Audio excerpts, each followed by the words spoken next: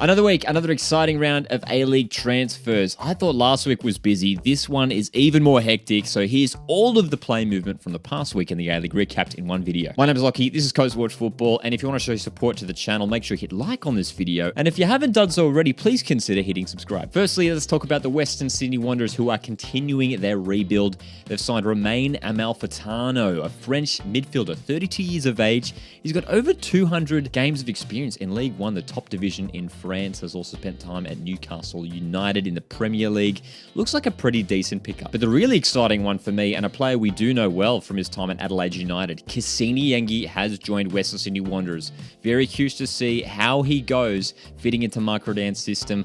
We expect him to be the starting striker next year at Western Sydney Wanderers. And Wanderers have continued the trend of picking off young players from their crosstown rivals. Callum Nieuwenhof has signed for Western Sydney Wanderers on a scholarship contract, as has Aidan Simmons, signing a 2-year scholarship deal from Sydney FC. Simmons, a 19-year-old winger. In other news, goalkeeper Daniel Margush has re-signed for 2 years, so it looks like he will be the deputy to the newly arriving Lawrence Thomas. And also, tall young central defender Alex Bonatig has signed a 2-year scholarship contract from the Wanderers Academy. Some news regarding my Central Coast Mariners now, who have been pretty busy in the past couple days. Specifically, Thomas Aquilina, Michael Roos, 2 players who we heard for a while were rumoured to join the club. They have now been confirmed.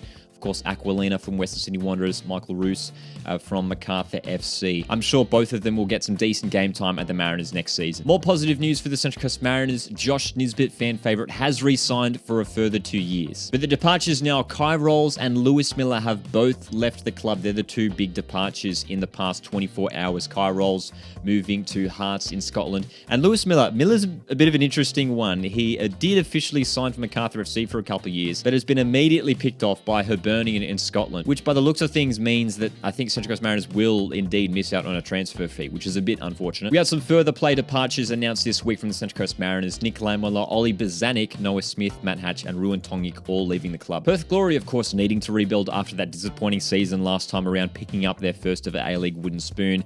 They've signed Mustafa Amini on a 3-year deal. Of course, Amini was at Sydney FC for the second half of last season and did really well at the Sky Blues, and I think he's going to have a good impact at Glory. Some more ins for Glory. Stefan Kolakowski, the young striker, has moved across from Melbourne City. I think this is a good move for all parties involved. Kolakowski really needed more game time, and I think he will get that in Western Australia. And there is a clear intention by Perth Glory to sign young players. Matt Hatch and Keegan Jelicic have joined the club. Of course, Matt Hatch at Central Coast Mariners in recent years. The pacey winger goes to Perth Glory. And Keegan Jelicic, who has scored 9 goals in 10 appearances this year in the NPL Queensland competition for Olympic FC. Also made 1 appearance a couple seasons ago for Brisbane Roar. The 19-year-old attacking midfielder is one to keep an eye on in the upcoming A-League season. Perth have also locked down some exciting young players who are already at the club. Luke Bodnar signing a contract extension, as has Cameron Cook, the goalkeeper, and Joseph Ford, the left back, who got some game time towards the end of last season. All 3 very promising players. But the big blow in the last 24 hours for Perth Glory is that club captain Brandon O'Neill has requested a release from his 3-year contract. Only 1 year into that contract, there was so much excitement and optimism around the club when he rejoined the side roughly a year ago.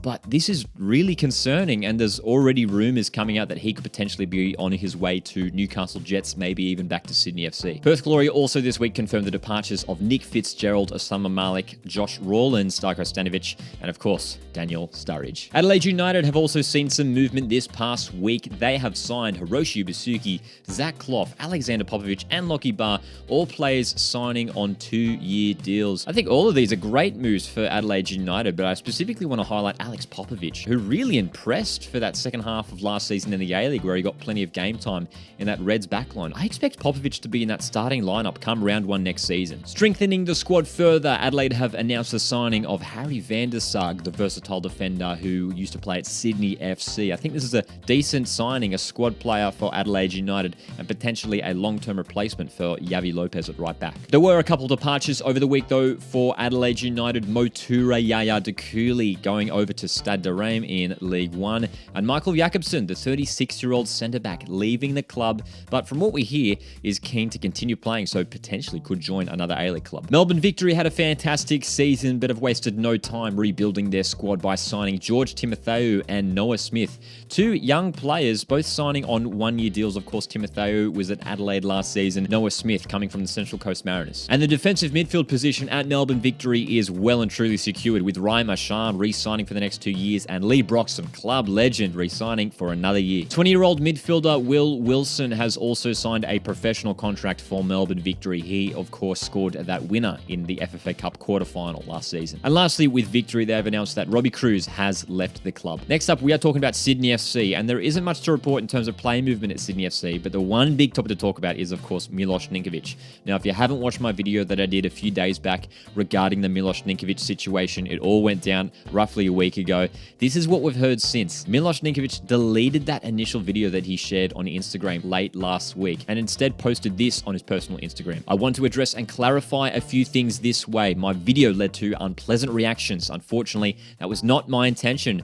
I will carefully consider every offer I receive, and in the end, I will make the decision that is best for me and my family. This, for me, hints that potentially the Sydney FC move could still be on. We did hear from Sydney FC, as I explained in that Milos Ninkovic video, that they seem keen to, continue negotiations with Ninkovic and potentially keep him on at the club. And this statement from Ninkovic sort of suggests that maybe he will continue on at Sydney FC, but it's quite interesting. If he does continue on at Sydney FC, that relationship, I wonder what it's going to be like now, because it's been strained now in this past week. There's a sense of miscommunication, distrust amongst the player and the club, and all parties involved need to sort it out. It's going to be very interesting to see how this pans out. And lastly, a number of A-League clubs have announced further departures in the past week. Western United, the champions, letting Rennie Corinne, Jairus Katatis, and Ivan Vujica leave the club. Melbourne City, Carl Jenkinson, Sabasa Endo, Anthony Lesiotis, and Stefan Kolakowski all leaving. And for Newcastle Jets, Brandon Wilson, Sam Silvera, and Riley Warland all departing the club. So there is all the confirmed player movement news from the past week in the A-League. If I've missed anything, feel free to drop it down in the comments. We are doing these transfer recap videos every single Friday here on the Coast Watch Football YouTube channel. So if you're not subscribed, please do so if you want to keep up to date with these videos. My name is Lockie, this is Coast Watch Football, and I'll see you in the next one.